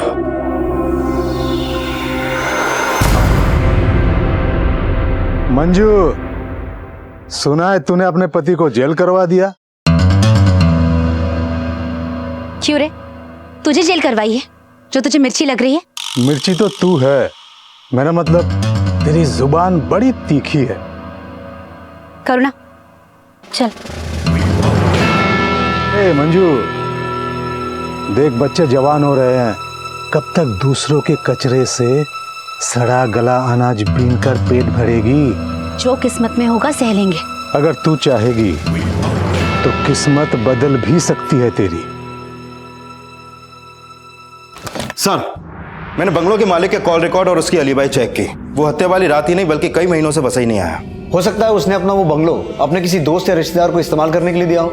सर, उसके कॉल रिकॉर्ड में ऐसा कोई सस्पिशियस नंबर सामने नहीं आया। वो एक रेपुटेड बिजनेसमैन है, ज्यादातर इंडिया से बाहर रहता है और उसका बैकग्राउंड भी काफी क्लीन है। सर, अगर उसका बैकग्राउंड क्लीन है तो ऐसा कौन हो सकता है जो उसके घर को क्राइम के लिए इस्तेमाल करे? अच्छा कामले, बच्ची की माँ और किन्नर की पहचान की कोई लीड मिली? नहीं सर, न उस बच्ची की कोई मिसिंग कंप्लेंट है और न ही उस किन्नर की, लेकिन आसपास के किन्नरों से पूछताछ चल रही है, शायद कोई लीड मिले। एक तरफ पुलिस पिछले दिनों हुई सभी मिसिंग कंप्लेंट्स को स्कैन कर रही थी, पारुल की मां करुणा को आइडेंटिफाई करने की कोशिश कर रही थी, और दूसरी तरफ उस किन्नर की पहचान के प्रयास भी जारी थे कि तभी उस किन्नर से जुड़ी एक जानकारी सामने आई। नहीं साहब, यह हमारे इलाके का तो नहीं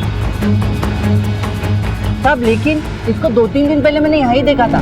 यार खाली 10 रुपया ही तो मांग रही है, सलमान की तरह बॉडी है और 10 रुपया भी नहीं दे रहा है। दादा, बंगला नंबर 27 मेहता वाला किधर पड़ेगा? वो उधर। और ये बच्ची भी थी क्या इसके साथ? नहीं साहब, इसके साथ कोई भी नहीं था। अगर ये किन्नर मेहता विला का एड्रेस पूछ रहा था तो इसका मतलब ये हुआ कि ये वहां अपनी मर्जी से गया था, लेकिन इसका कत्ल भी मेहता विला में ही हुआ और इसका खून बच्ची के कपड़ों में मिला। अगर बच्ची वहां थी तो क्या उस वक्त उसकी मां भी वहां थी? और अगर नहीं तो अभी तक उसकी मां ने अपनी बच्ची की मिसिंग कंप्लेंट क्यों नहीं लिखवाई? कामले, उस रात मेहता विला में जो भी हुआ उसकी इकलौती विटनेस ही बच्ची है। हमें किसी भी तरह इस बच्ची को कॉन्फिडेंस में लेना होगा, क्योंकि इस बच्ची का बयान ही हमें इस केस में कोई ना कोई लीड देगा।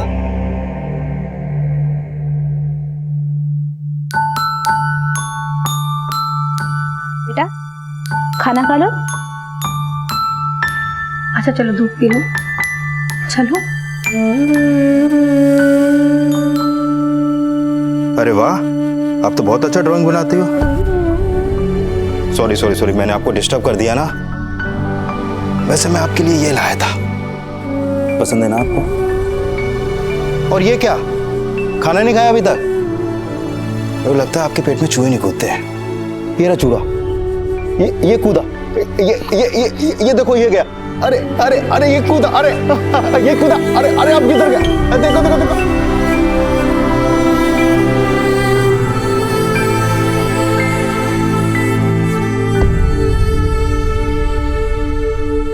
अपनी फोटो की भी काट रही है, ऊपर से अपना नाक भी पकौड़ा बना दिया। ऐसे क्यों देख रही है? ना दादा मैं आपसे नाराज हूँ। क्यों? आपको मुझसे अपनी टांग नहीं तुड़वानी चाहिए थी। करुणा, बाबा ने मुझे इतना दौड़ाते थे मेरे पेट में दर्द हो जाता था। और तुझे पता है ये जो फुटबॉलर लोग होते हैं ना, इनको कितना अच्छा अच्छा खाने को मिलता है, दूध, दही, मक्खन, घी। और बाबा मुझे पता क्या खिलाते थे? मूढ़ी। और वैसे भी ना मुझे ना फुटबॉलर बनना ही नहीं। तो फिर दादा आप क्या बनोगे? Film star. अरे वाह दादा, सच? हाँ। अच्छा मैं तुझे फिल्म स्टार की तरह डांस करके दिखाऊं? हाँ। ये देख।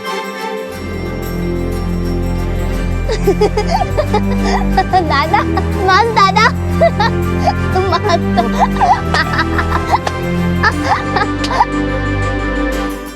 वाह, हालात मैयत बनाने वाले और तुम दोनों यहाँ नाच रहे हो। ये ले, ये ट्यूबवेल वाले अंकल को देकर आ, 500 रुपए देंगे, लेकर आना। 500 रुपए? इसके कोई 20-25 रुपए नहीं देगा। तू चुप कर, तुझे क्या पता मेहनत की कीमत क्या होती है? तू बस इधर उधर नाचते रहे। और तू खड़े खड़े मुंह क्या देख रही है? जा जाकर पैसे लेकर आ, पैसे लाएगी फिर खाना बनेगा।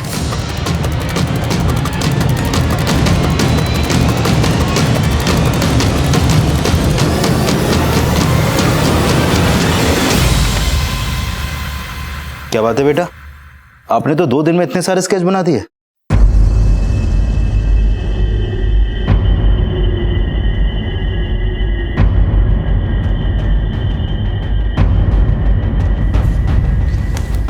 बेटा ये बीच पे तुम लोग गए थे?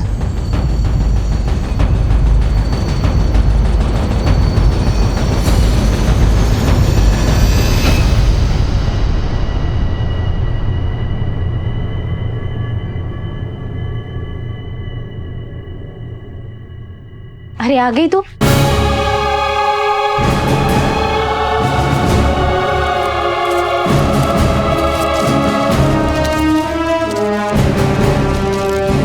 अगली बार बोलना 600 लगेंगे। और सुन, जा आटा सान ले, मैं सब्जी और तेल लेकर आती हूँ।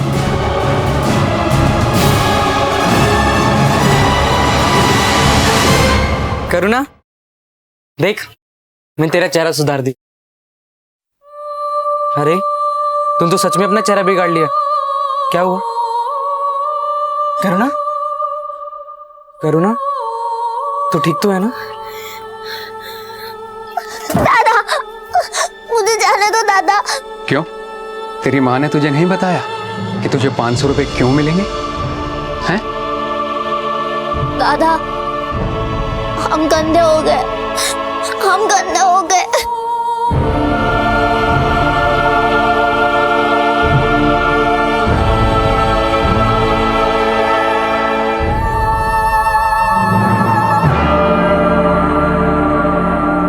माँ तो अपना पेट काट कर भी बच्चों का पेट भरने वाली होती है, तो फिर भूख इतनी सस्ती कैसे हो सकती है कि ममता ही बिक जाए? अपने बच्चों के लिए बड़े से बड़ा बलिदान देने वाली माँ अगर अपने ही बच्चों की बलि चढ़ाने पर उतारू हो जाए तो मजबूरी की कोई भी वजह माँ और ममता के कद से बड़ी नहीं हो सकती।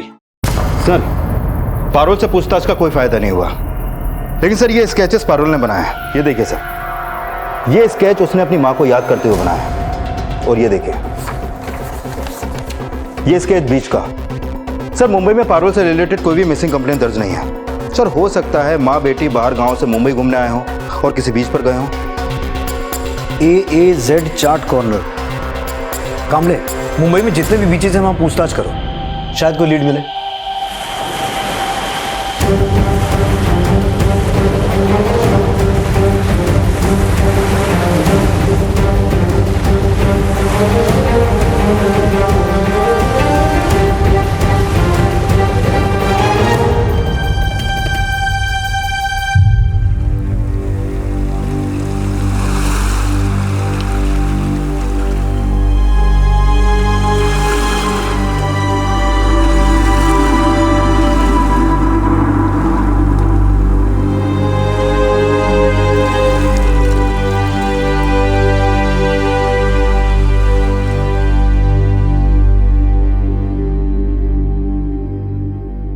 साहब इस बच्ची और इसकी माँ ने यहाँ पे चाट खाई थी साहब।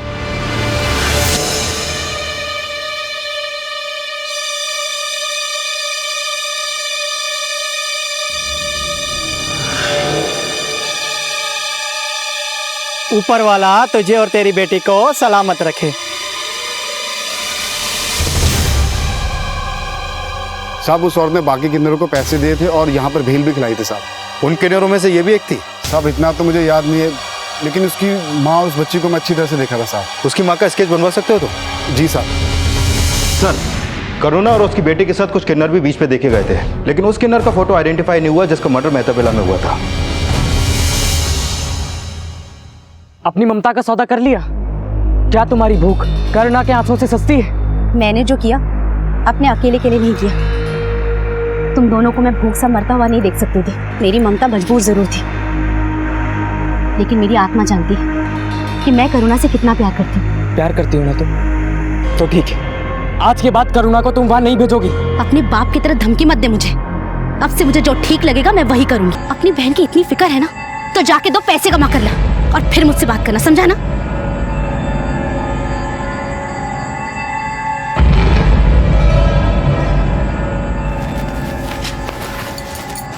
क्यों रे, तूने तो कहा था कि तू मेरी हर बात मानेगी, फिर अपने दादा के सामने अपना दुखड़ा क्यों रोया?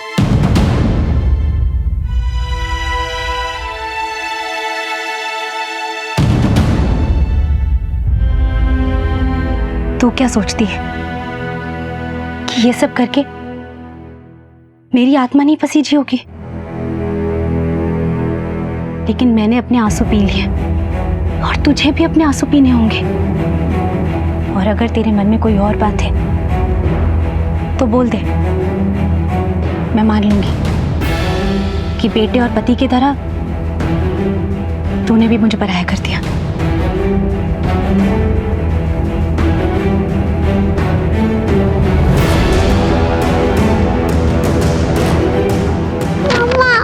मुझे मम्मा के पास जाना है। मुझे मम्मा के पास जाना है। इधर आओ, इधर आओ। तुम और तुम्हारी मम्मा बीच के अलावा और कहाँ कहाँ जाते थे? मुझे मम्मा के पास जाना है। मुझे मम्मा के पास जाना है।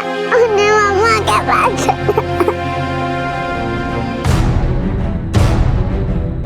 करुणा और उसकी बेटी 7 दिसंबर की शाम 5 बजे गुराई बीच पे थे और उसी रात लगभग 7 बजे इस किन्नर को वसई में मेहता विला का एड्रेस पूछते हुए देखा गया और मेहता विला में ही इसका मर्डर हुआ। और उसी रात करुणा की बच्ची पारुल वसई एरिया में ही हमें मिली और उसके कपड़ों पर इस किन्नर का खून था, लेकिन इसकी मां नहीं थी। इन सभी घटनाओं का आपस में कोई ना कोई लिंक तो जरूर है जिसकी कड़ियां हमें जोड़नी है, और इन कड़ियों को जोड़ने के लिए करुणा का मिलना बहुत जरूरी है। गोराई बीच से वसई जाने के लिए मीरा भाईंदर होते हुए वेस्टर्न एक्सप्रेस हाईवे से भी जाया जा सकता है, या फिर गोराई से बोरीवली या फिर भाईंदर स्टेशन होते हुए ट्रेन के थ्रू भी जा सकते हैं। पता लगाने की कोशिश करो कि करुणा की बेटी गोराई से वसई कैसे पहुंची। वो अपनी मां के साथ ही थी या कहानी कुछ और है? सर,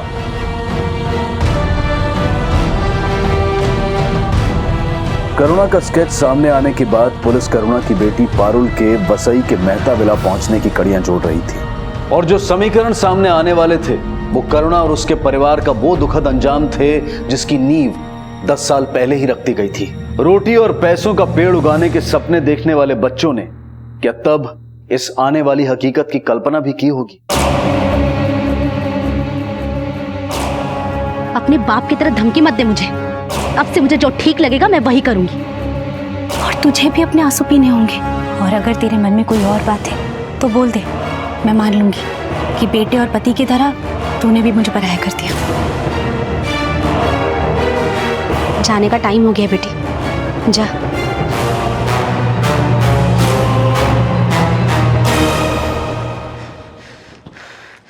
मैं करुणा के साथ कुछ गलत नहीं होने दूंगा, भले ही मां से नाता तोड़ना पड़े।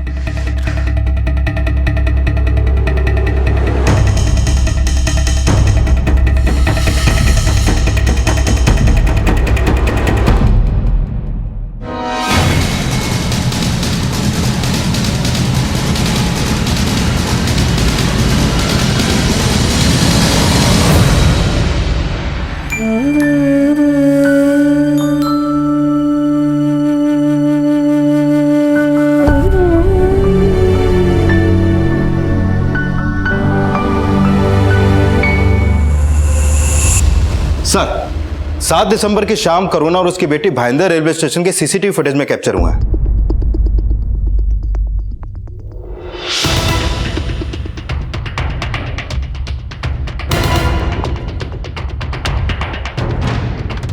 करुणा ने भाईंदर से वसई का टिकट निकाला और 6:45 बजे उन दोनों को वसई रेलवे स्टेशन से बाहर निकलते हुए देखा गया।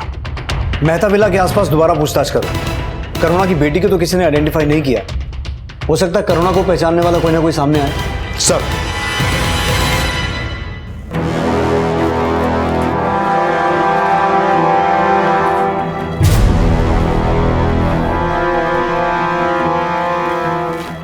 $600 है ना? माँ, दादा कहाँ है? अब तेरा दादा मेरे काबू में रहता ही कहाँ है? कहीं अपने दोस्तों के साथ आवारागर्दी कर रहा होगा। वो वापस आए या ना आए, लेकिन करुणा, तू तो मुझे छोड़कर नहीं जाएगी ना? ऐसा मत बोल माँ। और ये क्या, तुझे तो बुखार है।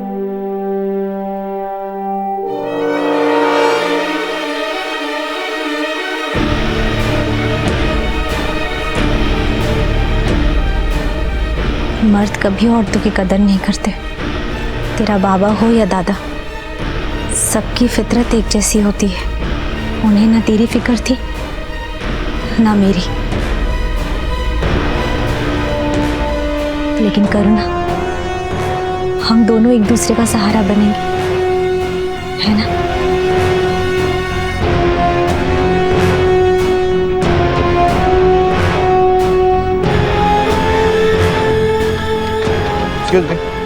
इसको देखा तुमने?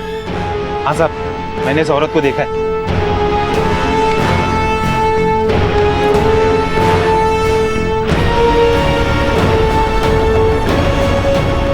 साहब, मुझे इस औरत का चेहरा याद, क्योंकि हमारी भाषा में किसी से फोन पे बात कर रही थी साहब। मैं मुंबई में हूँ। अच्छा ठीक है, मैं 2 घंटे में तुम्हारे पास आती हूँ और पारुल मेरे साथ में है। हाँ ठीक है, আমি 2 ঘন্টার পরে তোমার কাছে আসবো। हाँ ठीक है। फिर साहब वो अपनी बच्ची को यहाँ छोड़ के चली गई। बोली मैं थोड़ी देर में आऊंगी और बच्ची को लेके जाऊंगी। दादा सुनो ना, আমি মেয়েকে এখানেই ছেড়ে যাচ্ছি। आधे घंटे में आके ले जाऊंगी। आप प्लीज इसको देख लेना ना एक बारी। कोई बात नहीं, आप जाइए। अच्छा बेटा, मैं थोड़ी देर में आती हूँ। आप यहाँ से कहीं मत जाना, ठीक है? ठीक है मम्मी। साहब थोड़ी देर के बाद मैं पास की फैक्ट्री में चाय लेके गया। बेटा मैं चाय दे गया था, अब यहीं बैठना है। और जब वापस लौट के आया तो सब बच्ची नहीं थी। मुझे ऐसा लगा कि वो आई होगी और अपने बच्ची को लेके गई होगी। साहब वो तुम्हारे उधर की थी तो कुछ बताया उसने? कहाँ की रहने वाली है, कहाँ से आई है? साहब इतना बात नहीं हुआ। यहाँ से कहाँ का जाने का बोल के गई थी? मेहता विला? साहब कुछ बोला नहीं उसने, बस इतना बोला कि मैं थोड़ी देर में आऊंगी और बच्ची को लेके जाऊंगी। उस वक्त इसे देखा था यहाँ?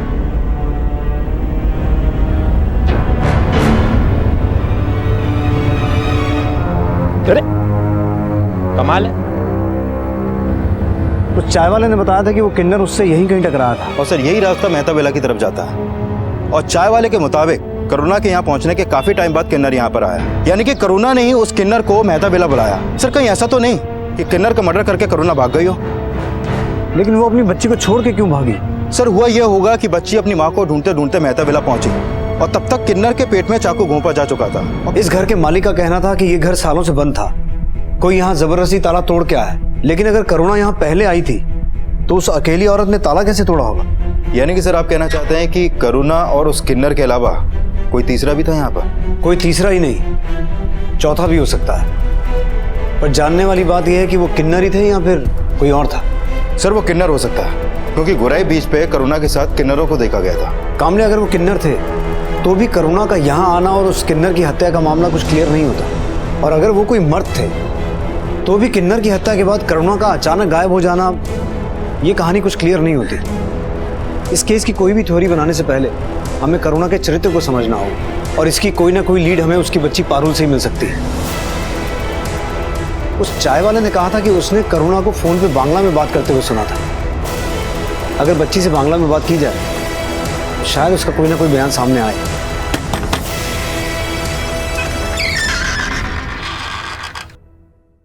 अच्छा 1000 लगेगा। ठीक है।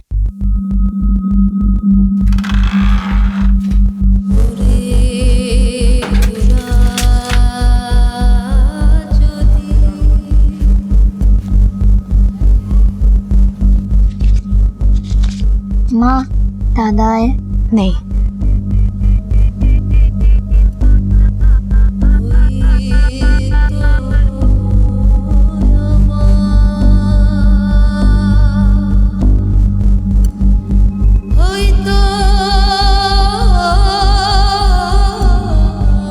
आपकी बेटी पेट से है।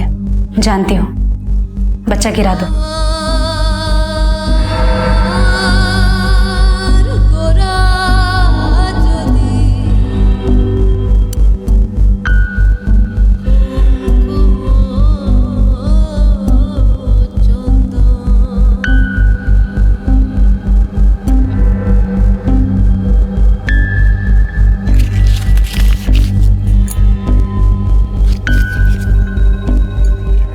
बेटा, आज कपड़े ना बहुत ज्यादा हो गए। मेरी कमर में बहुत दर्द है, उठा बैठा भी नहीं जा रहा है। तू धो देगी कपड़े? लेकिन करुणा जो कर रही थी उसे बलिदान नहीं, अंधकार कहा जा सकता था, जिसमें उसका वर्तमान ही नहीं भविष्य भी डूब रहा था। 10 साल बाद क्या करुणा अपनी उसी तकदीर का बोझ उठा रही थी या फिर अपनी कोई और तकदीर लिखने जा रही थी? पुलिस के लिए करुणा अब सिर्फ एक गुमशुदा मां नहीं थी, बल्कि उसे एक फरार अपराधी भी समझा जा रहा था। अब सवाल करुणा की ममता पर भी उठ रहे थे। क्या करुणा एक अपराधी थी या फिर एक पीड़ित?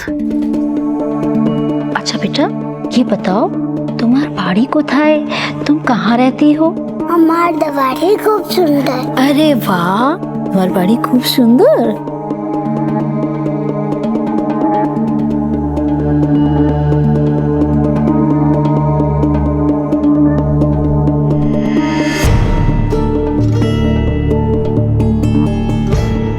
मेहता विला और उस किन्नर के सवालों के जिक्र से ही वो घबरा रही है, लेकिन उसकी बातों से ये पता चल रहा है कि वो और उसकी माँ बंगाल के किसी गांव के रहने वाले थे और थोड़े दिनों से ही मुंबई में हैं, लेकिन वो उस गांव का नाम नहीं बता पा रही है।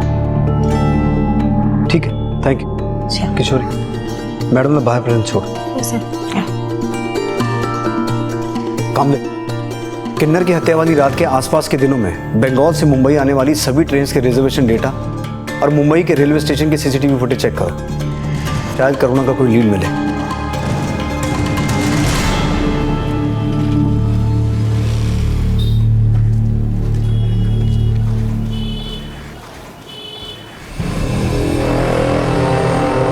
दादा, दादा,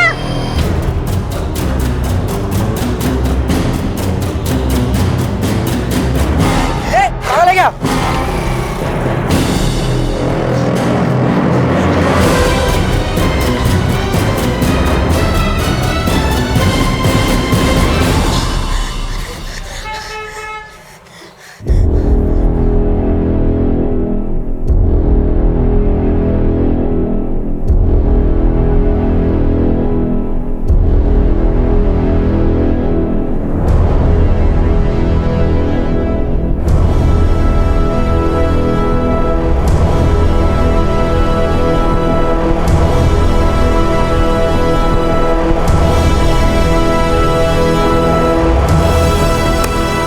सर 7 दिसंबर की सुबह ये किन्नर गुवाहाटी एक्सप्रेस से कुल्ला स्टेशन पे उतरा था, लेकिन सर वेस्ट बंगाल से आने वाली ट्रेन के रिजर्वेशन डेटा में करुणा का कोई क्लू नहीं मिला।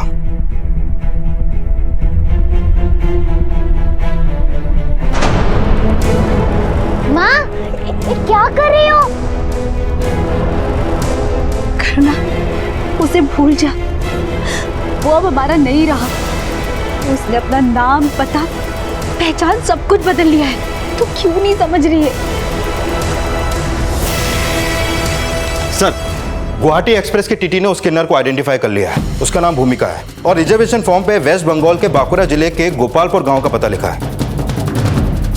आखिरकार पुलिस उस किन्नर की पहचान करने में कामयाब हो गई और रेलवे रिजर्वेशन फॉर्म पर लिखे पते पर पश्चिम बंगाल में उसके गांव गोपालपुर पहुंची।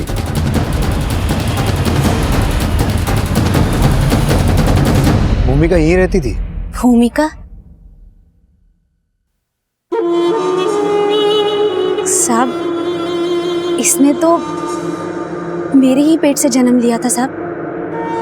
क्या बात है साहब? हमें मुंबई में इसकी लाश मिली है। ये कैसे हो गया? शांत हो जाओ। इसे पहचानती हैं आप? ये तो मेरी बेटी करुणा है।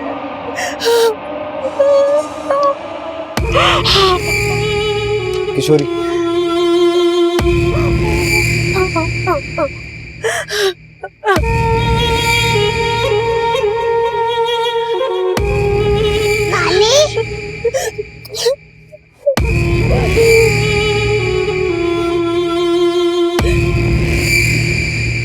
साहब, उसका नाम भूमिका नहीं, भौमिक था। भौमिक बचपन से ही किन्नर था? नहीं साहब, लेकिन एक दिन अचानक घर से भाग गया। बाद में पता चला कि किन्नरों की बस्ती में रह रहा है। और करुणा, अगर उसने आपसे कोई संपर्क नहीं किया तो इस छोटी सी बच्ची को अनजान शहर में छोड़ के कहाँ गायब हो गई हो? साहब, करुणा ने भी मुझे पराया कर दिया। बेटा, पति, बेटी सब मुझे अकेला छोड़कर अपनी दुनिया में मस्त हो गए। किसी को मेरी कोई फिक्र नहीं।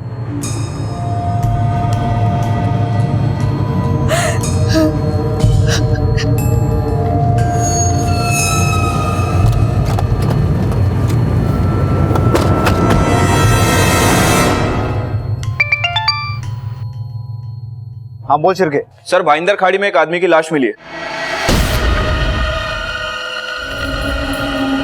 डेड बॉडी की पहचान हुई? सर, बॉडी की अभी कोई पहचान नहीं हो पाई है। डेड बॉडी की फोटो मेरे फोन पे भेजो। Okay sir.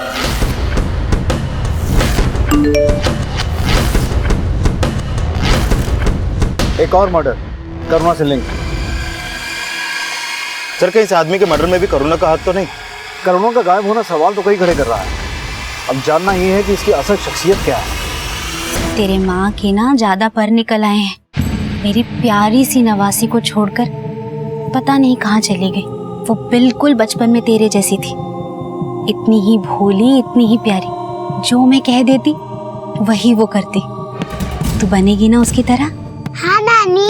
आज से तू सिर्फ मेरी है, सिर्फ मेरी, मेरी छोटी करुणा।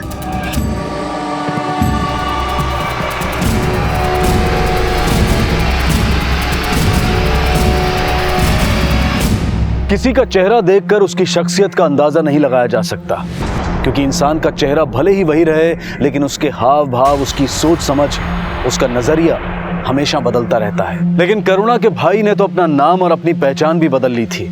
आखिर क्या वजह थी कि वो भौमिक से भूमिका बन गया था? करुणा के अचानक गायब हो जाने से सवाल करुणा की भूमिका पर भी उठ रहे थे। करुणा को सिर्फ अपने भाई के मर्डर में ही नहीं, बल्कि एक और हत्या में भी सस्पेक्ट माना जा रहा था। भोली भाली सी दिखने वाली करुणा बचपन में अपनी माँ के शोषण का शिकार तो हुई, लेकिन कभी कभी शिकार होने वाले खुद भी शिकारी बन जाते हैं। क्या करुणा वाकई अपराधी बन चुकी थी? क्या अपनी माँ की तरह उसकी ममता में भी खोट थी? ऐसे कई और सवाल पुलिस की आगे की इन्वेस्टिगेशन की दिशा तय करने वाले थे, जिनके चौंका देने वाले पहलुओं के साथ हम आपके सामने हाजिर होंगे कल रात 10 बजे इस केस के दूसरे और आखिरी भाग में। अब मैं अनूप सोनी आपसे विदा लेता हूँ, फिर मुलाकात होगी। तब तक अपना और अपने परिवार का ख्याल रखें और देखते रहें क्राइम पेट्रोल डायल 100। सबक एक को सीख हम सबको। जय हिंद। क्राइम पेट्रोल के और भी दिलचस्प कहानी देखने के लिए हमारे चैनल को सब्सक्राइब करें और बेल आइकॉन दबाना न भूलें।